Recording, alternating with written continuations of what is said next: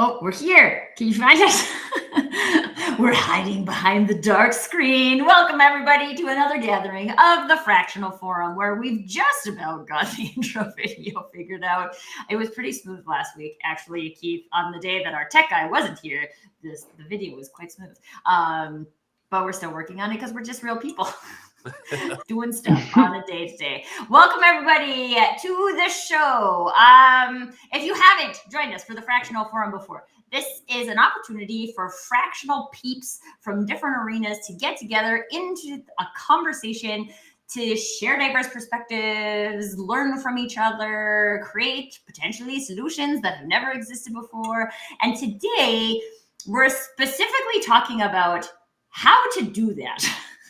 How can fractional resources come together into a conversation and unite towards success for a business, success from our own sales funnels, all of that good stuff.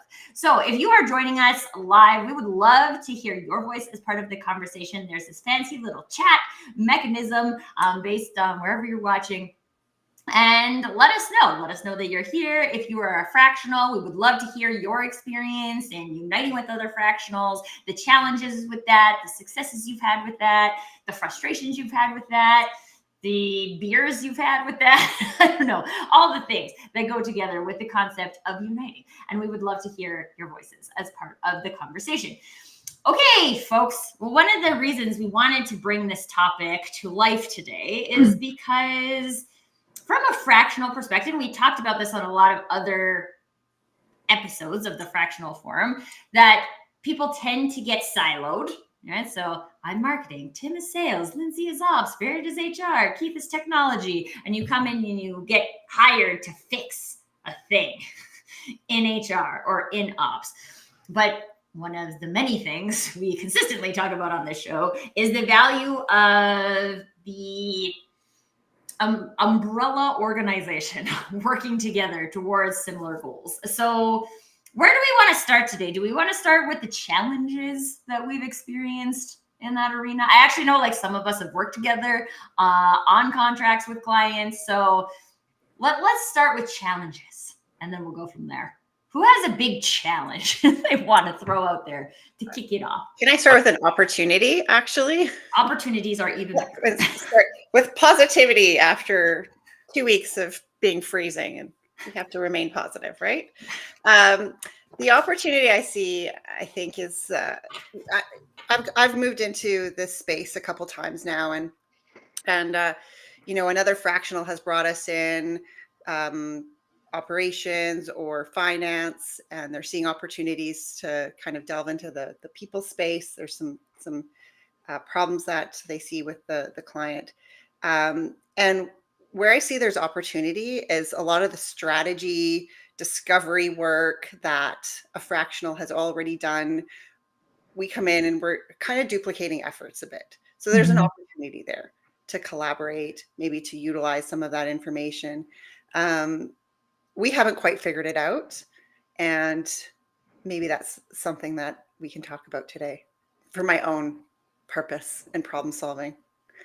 Because I think there's an opportunity to like save money there too for our clients. A lot of them are small businesses, so every dollar counts.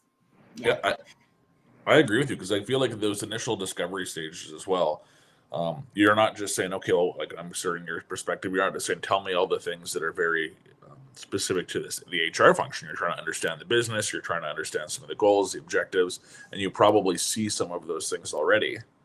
And that I completely agree. And I think that it does create an opportunity. And I feel like I've jumped in without actually a solution to your problem either. So I don't to say as well. So maybe I'll just hand it over to you. We're just getting to the root cause, Keith. Don't. It's an episode last week, and I just got to take off the train. Yeah. I just want to, before we get deeper into this, say hello to Olivier, who's recently started as a fractional. Welcome to the conversation. Olivier, if you have any questions about what this looks like, please feel free to add them to the chat as we go.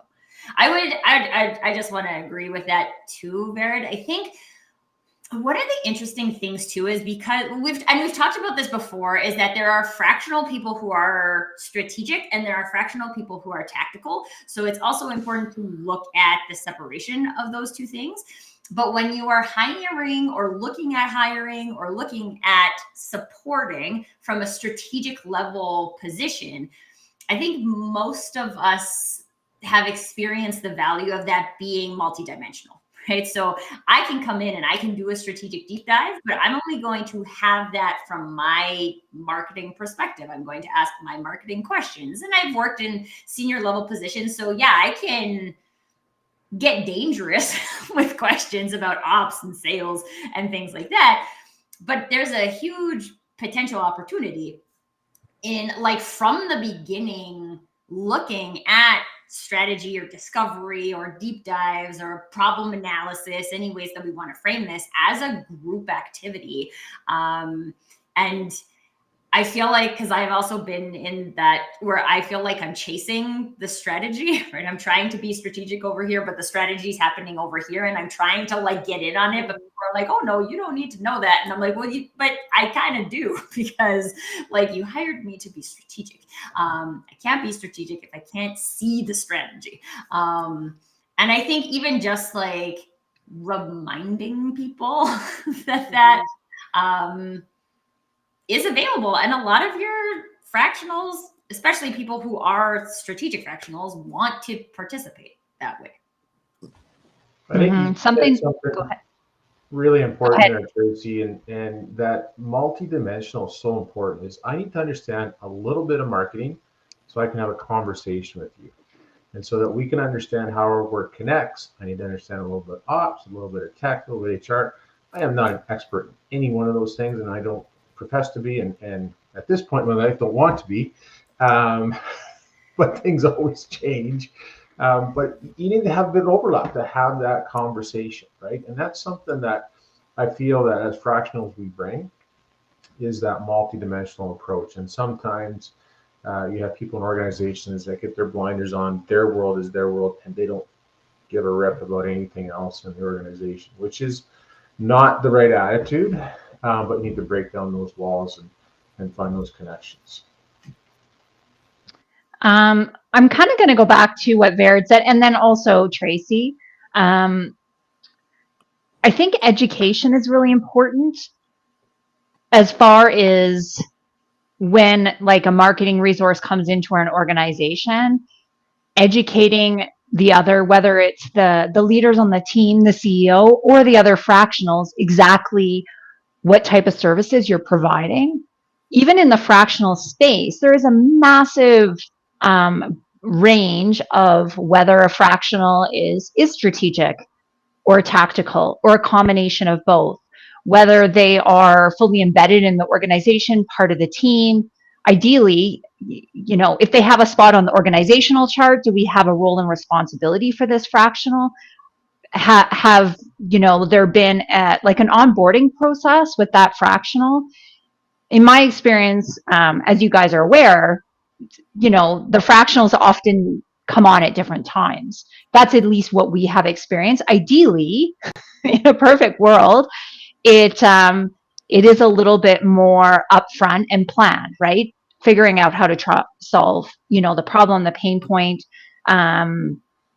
realize the opportunity of the desire of the organization. And that's where I think instead of me is the power of this, right? So even with us having this conversation, being educated on, you know, Tracy, what you're speaking about, it gives me the opportunity to know when I would look to bring in a fractional resource like you, or even up front, if I'm in a sales conversation with someone, speaking through like something they're experiencing in their business and trying to figure out what they need, often it is more than one thing, right? Tracy, you and I chatted quickly about this last week. Two companies kind of collided right away. Their first instinct, well, not collided, they came together, but their first instinct is to focus on like branding and marketing. Let's redo our website. And I'm thinking and already thinking like, okay, Vered, like how do you bring these two teams together? Like, how big are your teams? Are they all coming together? Like, it's an M&A play all of a sudden.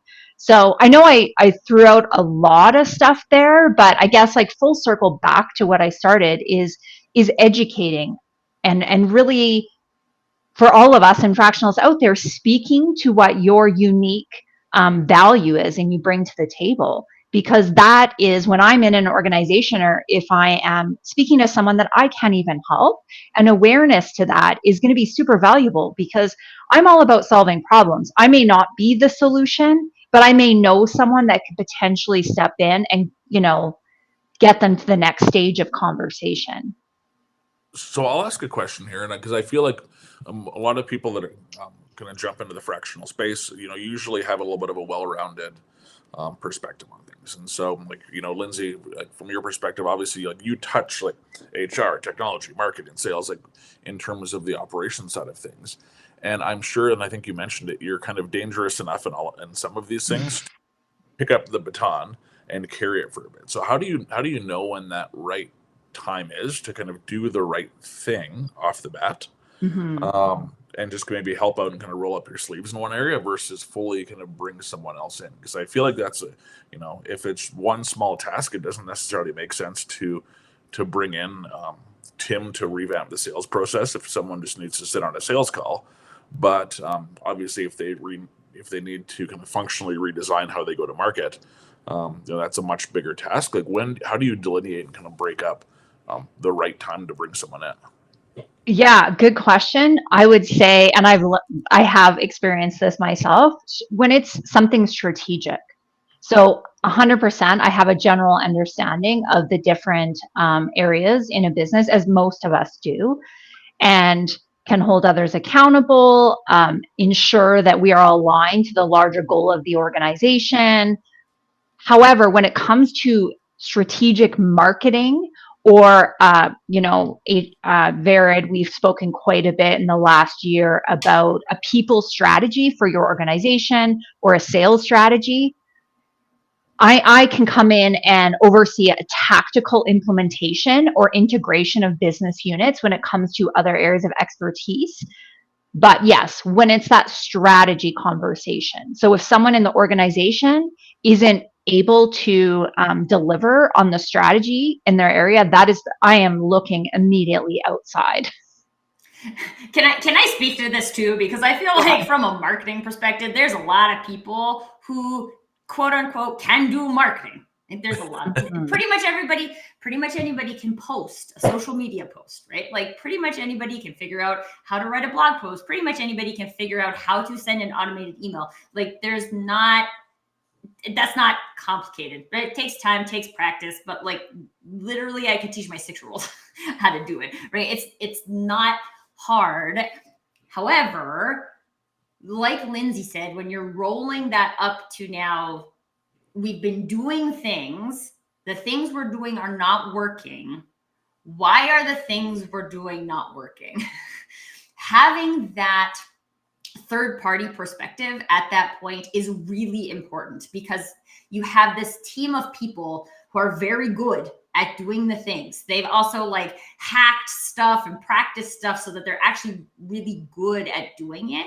And to try and break that, you need an external perspective. The perspective is not available internally. It's equally, like, for me in my own business, it's not available for me either. I need an external perspective. And I think the other important thing I would add on this is that when there is even a whisper of a required behavioral change, having an outside resource, I also think, is critical, because behavior change doesn't happen if we all internally keep doing the same things we've always done, right? If everything is, I'm experiencing this right now, everything is urgent.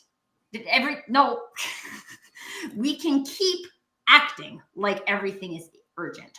Or because I have been brought in to be strategic, and strategy is not urgent. Strategy is important, is not urgent, doesn't get done in 5 minutes. I can like stand up for that.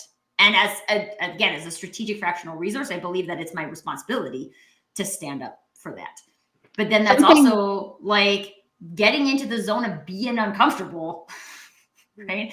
And we just don't, nobody on the face of the planet, no human, maybe robots eventually, but no human can integrate behavior change on behalf of an organization on their own. It's just very, very difficult. I've never seen it happen. And that's a different engagement rather than just like you almost have to become an extension of the team. Mm-hmm. Because you're there, it's ongoing, it's not an overnight process. So it just kind of brings me to Olivier's question around niching down, and if we want to pull it up. Yeah. But it just kind of brought something to my attention here, and that's a very different engagement. If we're moving into specific niche parts of the business journey, such as a SWOT analysis, that's like, I see that as almost a deliverable. Yes, you're creating a strategy for them or giving some insight on inputs into a strategy, but that ongoing connection with an organization delivers a different outcome, because you're driving organizational change. There's learnings that need to be passed on. There's coaching that happens. There's an understanding of what's possible in that function and the integration of other fractional resources, how to problem solve, how to scale a business. And the benefit, back to Olivier's other question around the value proposition for fractional, is we've been through this journey many times over. So you're bringing in fractionals who have done this. They know how to scale a business. They know how to drive change. So, you're bringing in professionals who've been through this journey many, many times over, and are really great problem solvers and know when they need to trigger another resource to come in because they can't solve that problem. That's not their expertise.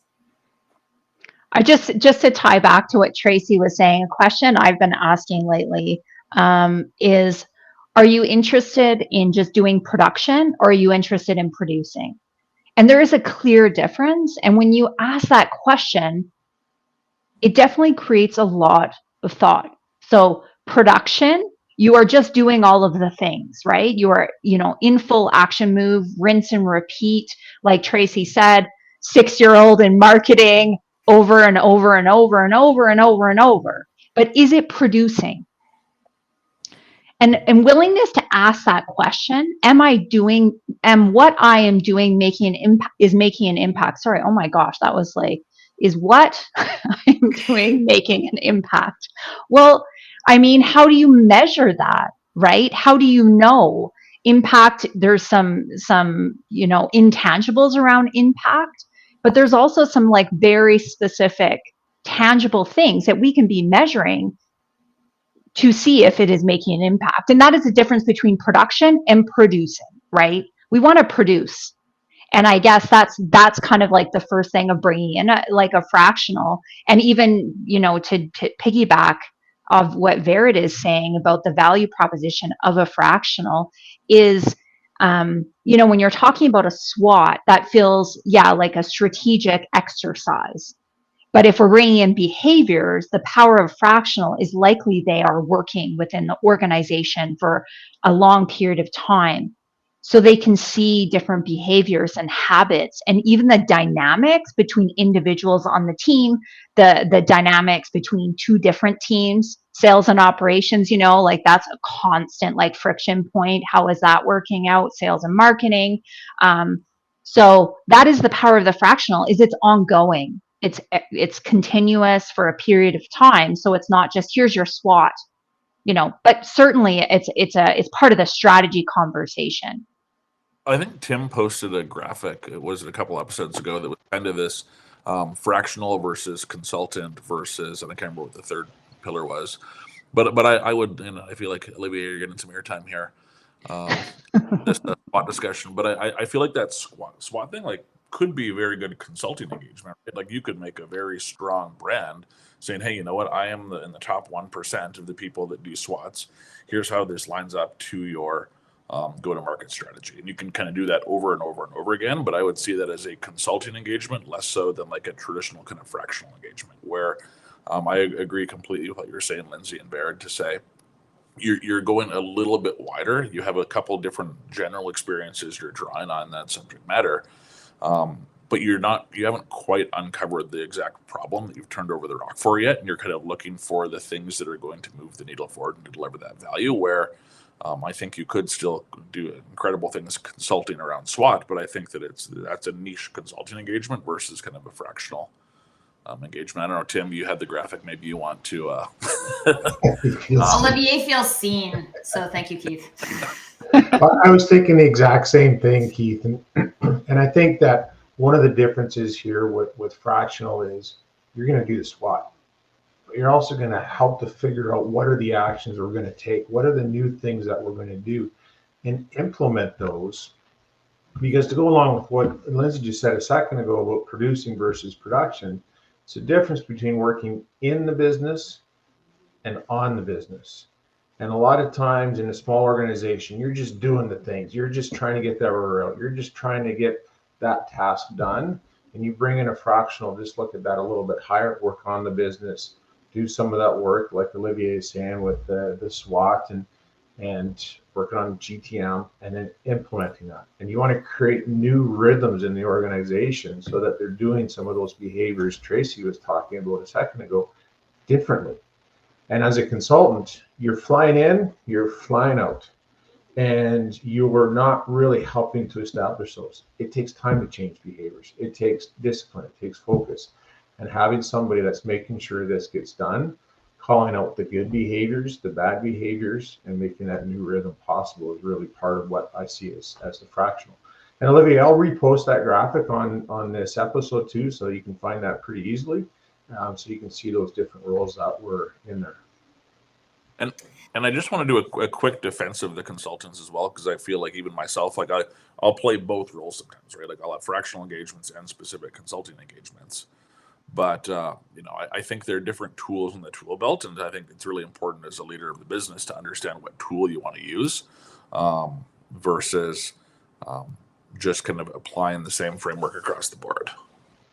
Yeah, I just want to, like, just as an example of that, I remember when I was working in corporate, we actually had someone who was like a trained Dale Carnegie trainer, because our organization, everybody did like Dale Carnegie training. And so then we had a Dale Carnegie trainer come in and facilitate our management meeting. And it was like very, very productive, but their job was to come in and do that thing. Right? Come in and do that thing. And they did it like super well. We had the same person in like multiple times, but there was no like in between support execution of that. So it's also not that those activities aren't highly valuable for an organization. I just wanted to give an example of that because totally with you on that, Keith.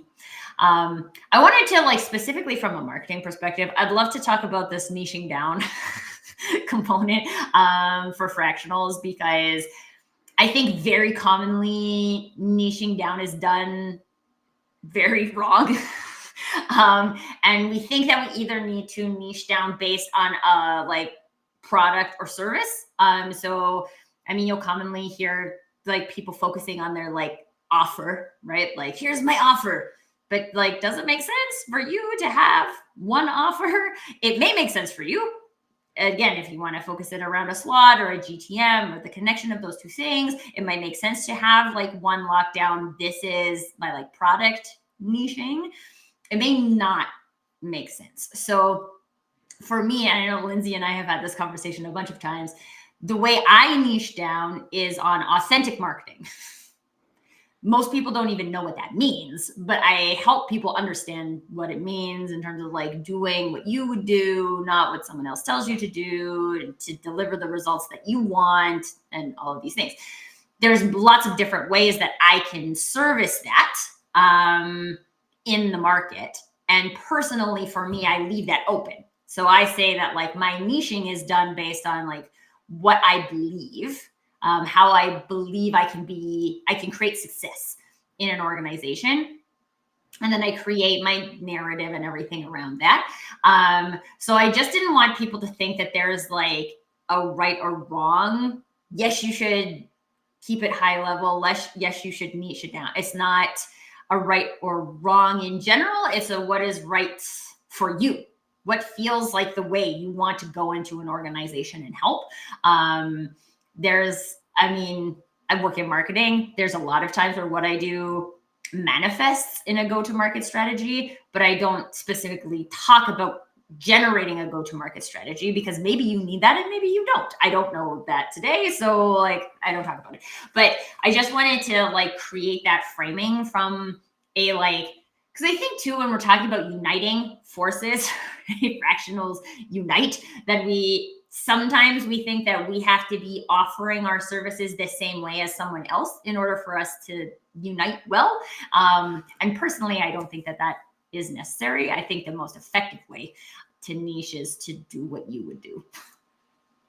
I think also as a fractional, you're really merging into the organization and into their workflow. And yes, you are bringing a whole whack of tools with you and experience.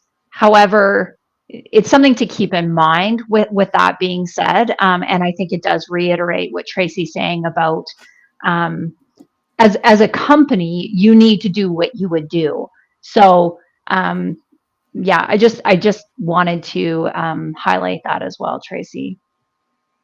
And I mean, I talked about this, I think a couple of episodes ago when I talked about my like really in-depth discovery process that I go through with clients, because if I'm coming in and behavior change is going to be necessary, I have to believe that you are coachable and that behavior change is possible through our interactions, like the way we naturally would interact with each other, because a company trying to change who they are to work with a fractional is never going to work. A fractional trying to change who they are to work with a company, I mean, maybe you could do stuff, but the likelihood of overall success is very low. And so if our goal is to be successful for the organizations that we're going into, which I think is most people's goals, then having that like values alignment and in terms of communication, in terms of brand personalities, in terms of default ways of being is really important. Otherwise, behavior change doesn't become possible. Now, if you are not dealing in overall behavior change, that's probably irrelevant for you. But just wanted to make sure that was part of the conversation. I think alignment to willingness to change, definitely. And I, yes, like a lot of us do live in the fractional consulting space, but often a consultant comes with like a niche or a specialty of doing something very specific. Whereas a fractional comes in with the idea of doing something specific. However, I'd say it's like a broader toolkit of things and being part of the workflow. So I guess what I wanted to focus on with the alignment of change is I want to throw out the vulnerability comment, because if the CEO, if we look at alignment and like willingness to change and transform and stop the production and wanting to produce and work on the business and better it to have a broader impact, being vulnerable is important. And with that being said, it will allow your fractional and to work very closely with you to other individuals in the organization. And I think sometimes the barrier for impact comes when the CEO or the decision maker in the organization that brings in the outside resources are still blocking progression of things, right? So, Tracy or Keith, like you could come in and be able to have a big impact, but if that stakeholder and decision maker is withholding a lot of the information and they're controlling the strategy between the resources because this is how we've always done it, or fear of change, fear that, oh my gosh, we've done it the wrong way, what is this going to cost me? I guess I challenge, what is it going to cost you if you don't do it, right? You're in this situation for a reason. However, like, be careful if you're being kind of the like the pit boss in a way. Like, you still have to coordinate all the different resources, but make sure that you create a space where anything is an opportunity to go there. So can we create an alliance that the first fractional in has to set those expectations and be really good at building trust? Mhm. I would love that. Yeah. Well, and I think too, there is we use the word accountability a lot on this show, right? But then there is to some degree that ownership from the fractional perspective of saying okay, we're trying to create behavior change here, and I'm observing a not behavior change. So I'm going to call it out. And the more comfortable, yes, to begin with, that takes vulnerability. And if you're a confident fractional, then you should be able to do that. But the more you do it, the more other people will do it. The more the organization will do it, because you are now creating space for that to be possible. And to also, I want to tie that back to what you said at the beginning, Barrett, about the opportunity, right? Every time we identify one of these behaviors that is not our ideal behavior anymore, that's an opportunity. That's good. It's not bad. Anybody who's done any kind of personal development and has actually gone through the process of behavior change, the number one thing that allows you to make progress is noticing when you're not doing what you said you were going to do. So if we can get better at noticing what we're doing, then we can make a change. But if we don't get better at noticing, then we never make progress towards that behavior change.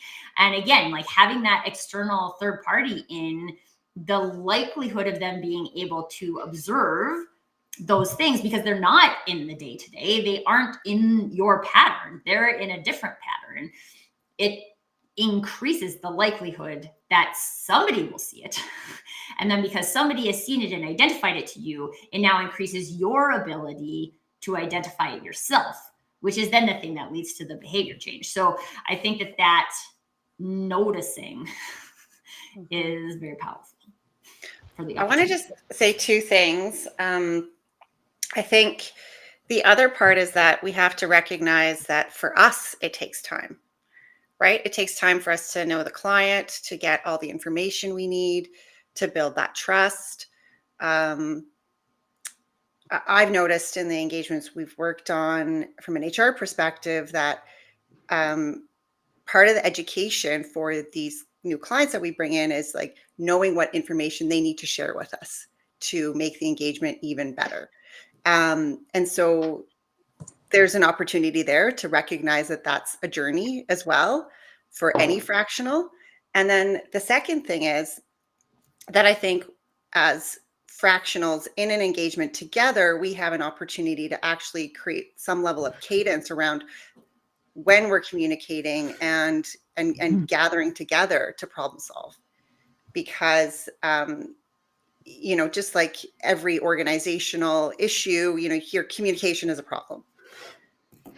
Information isn't passed along to every department that it needs to be. And so then we actually have an opportunity there as well as the experts to create that space and ensure that we're sharing the information that we have found to better support the organization. So because we're here to talk about how fractional resources unite.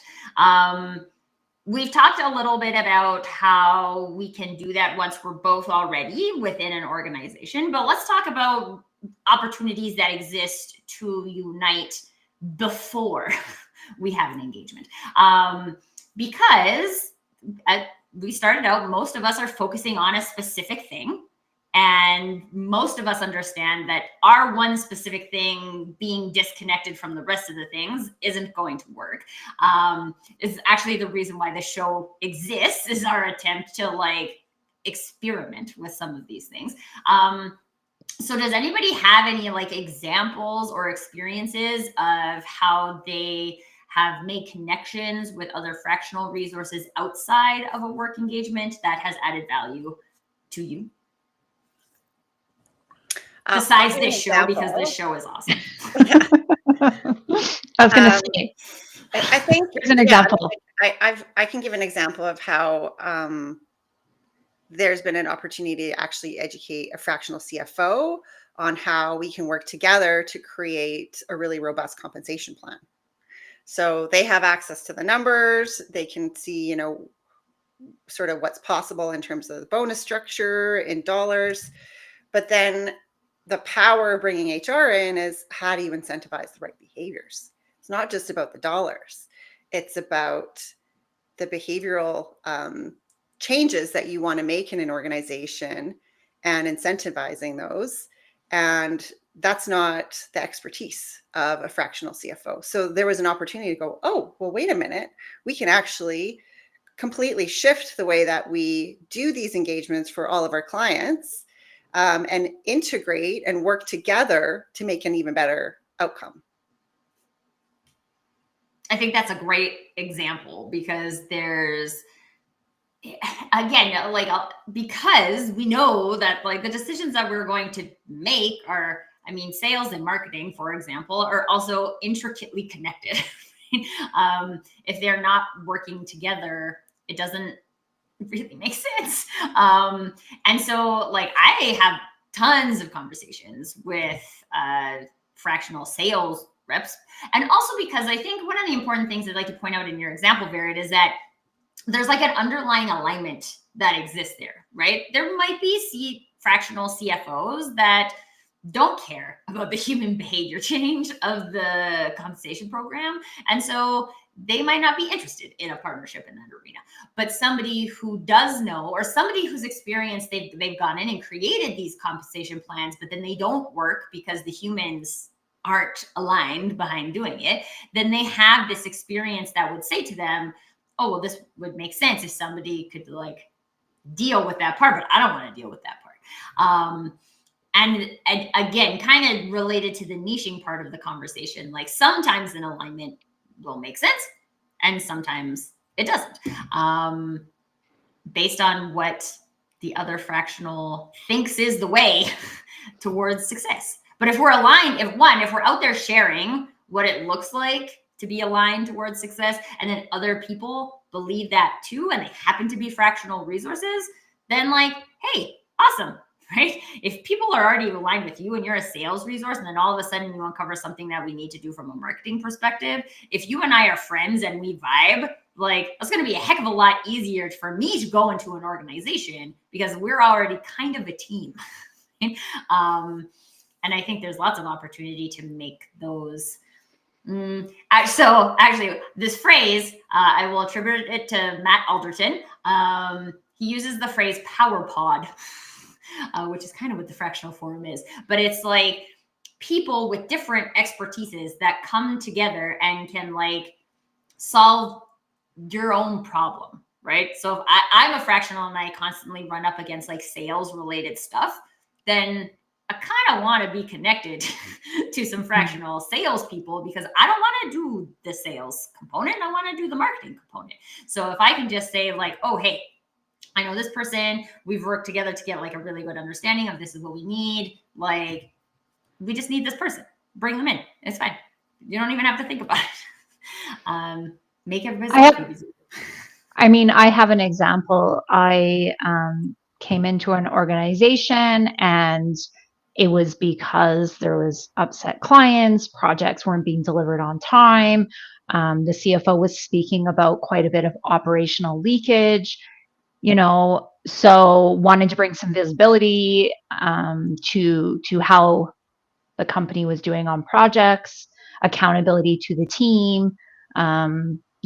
And so spent some time doing that. And then we realized that the bottleneck, or the issue, kind of fell back to sales. So I always say operations is, we're drinking out of a glass, right? So if we have a glass of water, the ops team or the project team is has a straw, and they're drinking out of the glass. So my thing is making sure that straw is like an infrastructure in order to drink the water out of the glass. But as we improve the infrastructure and accountability and all the things that can contribute to operational efficiency, and sales hasn't started ramping up their sales efforts and potentially, like, marketing and inbound leads, then all of a sudden we ran out of water. So then sales comes in, and conversely, I was brought in on the other where it's like, well, we need to bring in sales, and sales came in and made a massive impact. And then there was like a huge backlog. So how do we prioritize? How do we get through this? So having someone on WhatsApp or like in your circle, and even like our power pod, is that what we're calling ourselves now? Our power pod is, like a text message away. And even the education around knowing in that moment when that operation was performing to a high level of excellence, and now we kind of see that the issue of like revenues and everything is tied back more to the sales, not lost profit on bottom line revenue. I already am in conversations with Tim, and he has educated me on so many things.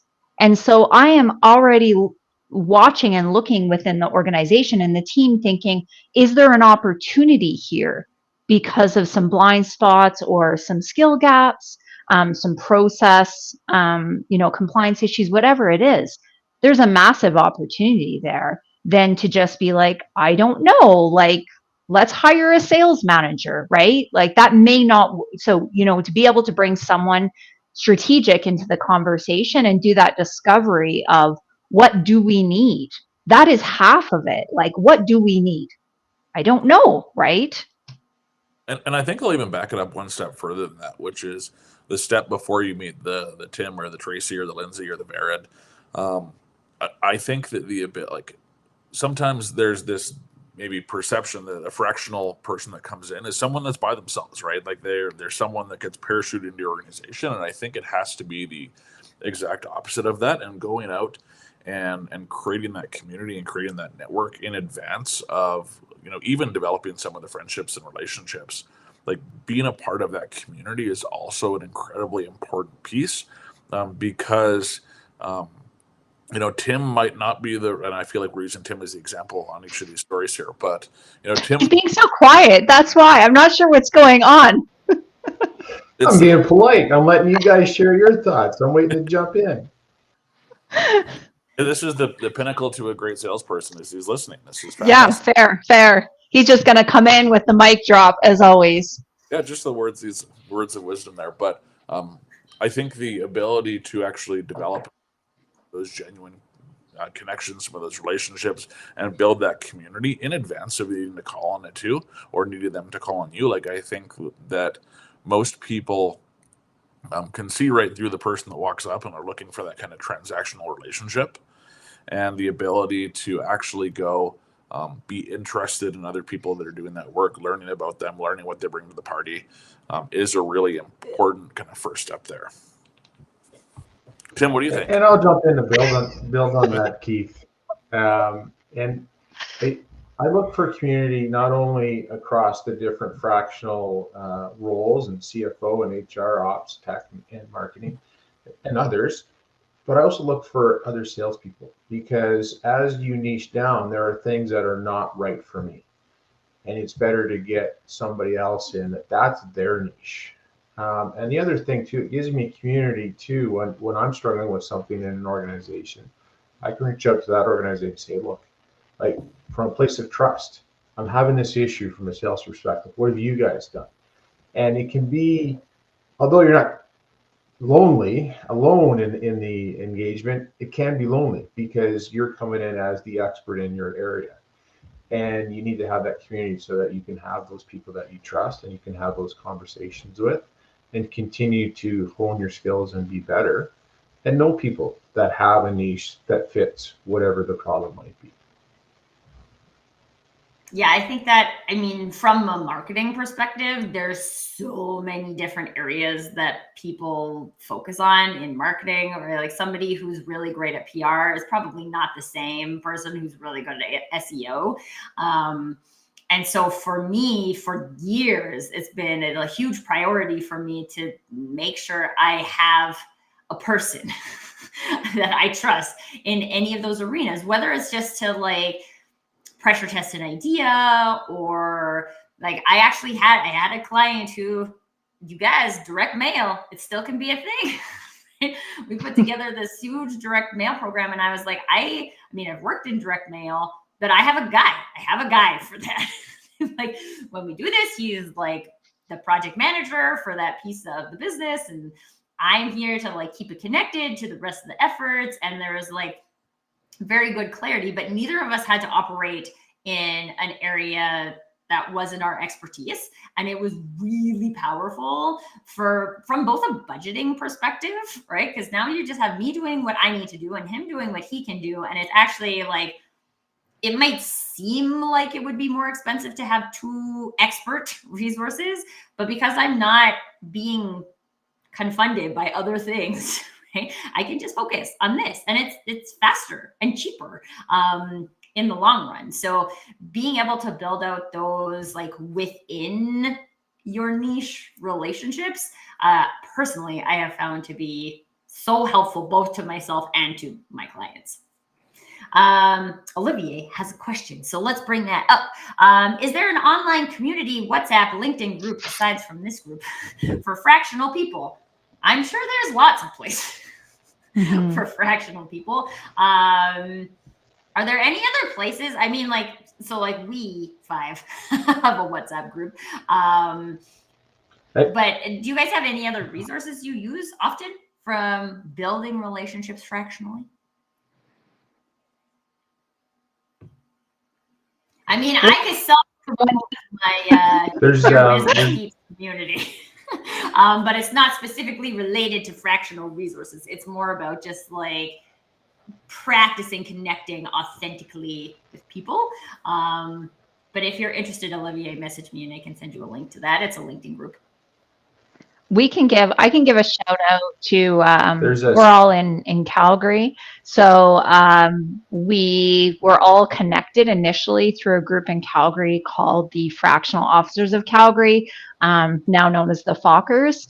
So it's a great group, but a lot of it, the events and connections do get cultivated through, face to face, but yeah, there is quite a bit of online. I have found, like, through LinkedIn for fractional, resources, different. A lot of them I feel like are mostly out of the US, but that's my 2 cents on it. There's a Slack group that I recently joined, and I still am not totally comfortable with all the people that are in it and the content, but Fractionals United, I think it's called, the Slack community.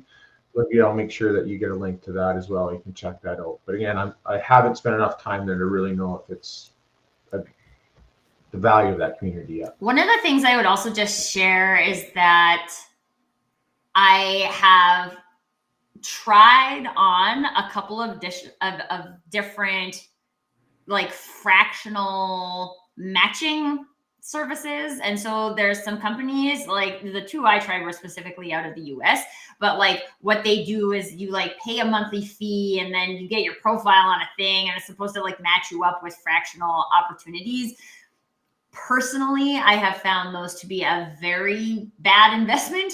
I haven't received any meaningful matches. I haven't received any meaningful connection out of those things. And so my recommendation is not to like completely take it out of your hands, right? And say like, go to this group and this group will manifest everything that you need. If you're a fractional and you're trying to find a specific type of support for you, whether that is like someone you can brainstorm with, a like support group, right? Like whatever it is that you feel that you need, I do think that it's really important to curate that for yourself to some degree. So even when we talk about like online communities or attending a Fockers event, right? Like this is based on like, oh, I think this will be valuable to me, so I'm going to go and do that. I wouldn't recommend just like leaving it up to an online community to deliver to you what you need. It's just something that, again, from a marketing perspective is very,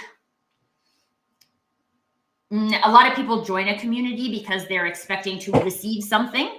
But there's a bilateral interaction that needs to happen. There's like a giving in order to receive from a community building perspective. So it's important to know what you're trying to receive, but also what you're willing to give, instead of just sitting back and I'm not saying that you were going to do that, Olivier, in particular, but I've seen a lot of people do that from a like community joining perspective. Is that like, I'm just joining this community, they're going to serve me everything I need.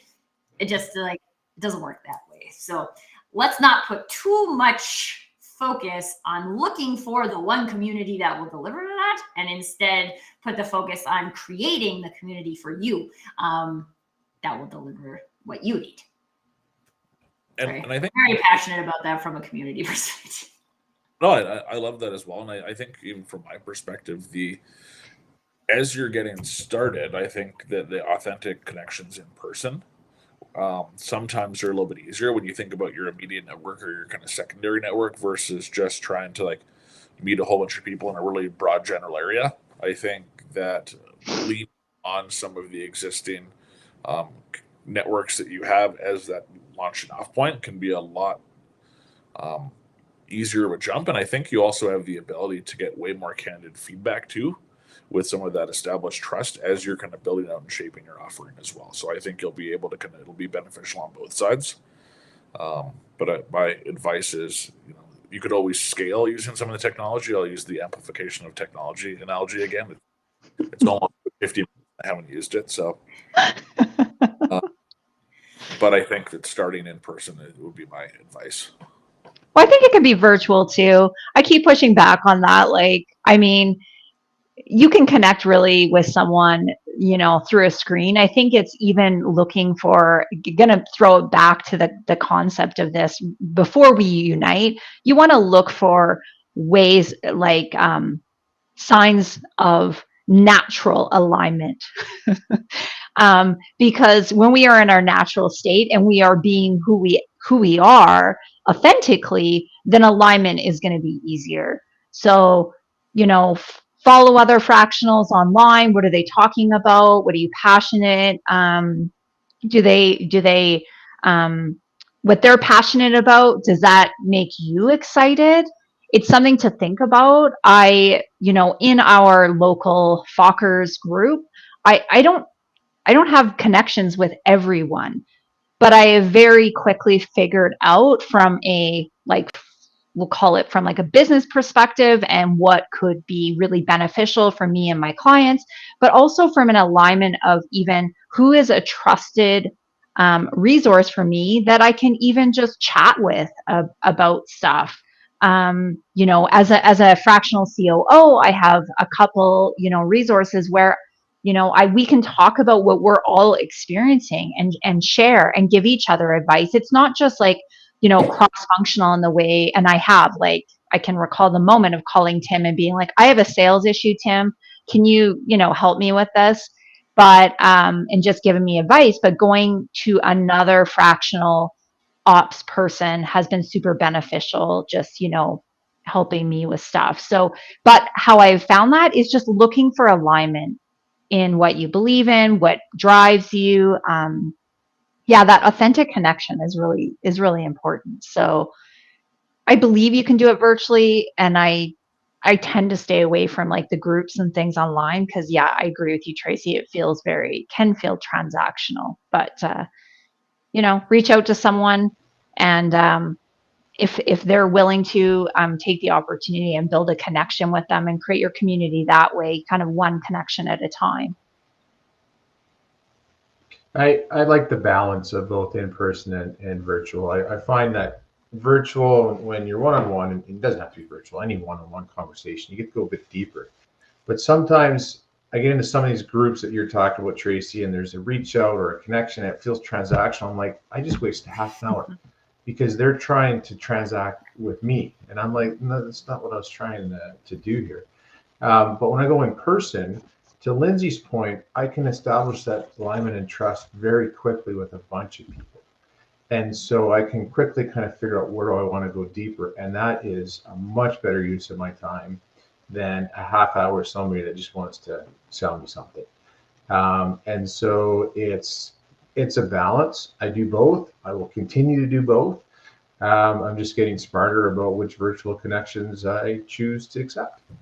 Which I think is good, right? Like if we don't go through the process of having those bad connections, we don't necessarily learn either what those like kind of vibe red flags might be in advance. So we all have to go through that journey. There's something that's coming up for me though that I'd love to touch on before as we wrap up the show is this concept of collaboration over competition.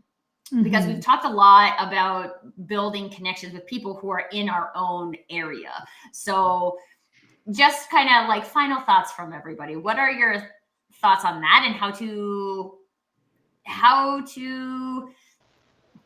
I don't even know what I want to ask. How to avoid competition, but we can't really avoid competition. Anyway, anything in that arena. I can't claim to have coined this word, but I heard coopetition as a word one time. And I mentioned talking about connecting with other fractional salespeople. And I've said that many times. Like, this is about coopetition. We are, in a way, competitors. But in a way, we have our own niche, we have our own skills, we have our own knowledge. And how can we all become better by collaborating and still having the trust that you're not going to steal the deal I'm talking about or whatever. So there's some ground rules that you kind of just talk about to say, hey, like, I'm coming from a place of trust. I'll be open, but I'm not going to say the client's name, or I'm not going to do certain things. And it's just to protect, like it's to still have that. So I think it's really important to come in with that spirit of trust and a spirit of, I want to help you get better so that I can get better myself. And that's what I kind of think about with that. I think that it also is like, I come to it from a place of abundance. There's so much business out there and connection, right? I'm not going to connect with every client. Not every client is going to fit how I want to do business and where I believe HR can go in their organization. And so, so I'm okay with that. Like, I think there's a lot of value in actually collaborating with some of my competitors, because I also don't offer all of the things and I don't want to. So there is a firm that I collaborate with, and they do training and development for our clients, and maybe some career transition services, whatever it may be, because I don't want to offer everything. And there's an opportunity to have someone along the journey with you that understands it too. So there's a lot of power there. Yeah, I want to piggyback on sorry, Keith, I'm going to, just because it's a piggyback and it's going to be short. I am a trust giver, and I believe in rising tides lifts all boats. So keeping that front of mind, and, there is opportunity for everyone, and just, do what lights you up, and what lights up the others around you is super important. So that's my 2 cents on it. I like it. I feel like I forgot what I was going to say now, but I will say I agree. I feel like there's lots to go around, and I know I believe in that. Like, give people a benefit of the doubt that they'll do the right thing, and if they don't, then just don't give them the benefit of the doubt again. But I think that if you surround yourself with the right people, you should feel comfortable sharing. You should feel comfortable doing those things without thinking they're going to do something weird or sneaky or unnatural. And so I think that if you surround yourself with people like that, it's going to be a way more fun along the way too. So true. And I'll wrap up by sharing a story. I had someone who approached me about some like branding work, and we went through all of this discovery process, and I was like, I think what you actually need is like a career coach for yourself. Right? So I know some great ones. Let me introduce you to a couple people and see if that feels like more the right direction. And it was. So he chose one of these career coaches, and then ended up like getting his dream job in another organization instead of like doing his own thing.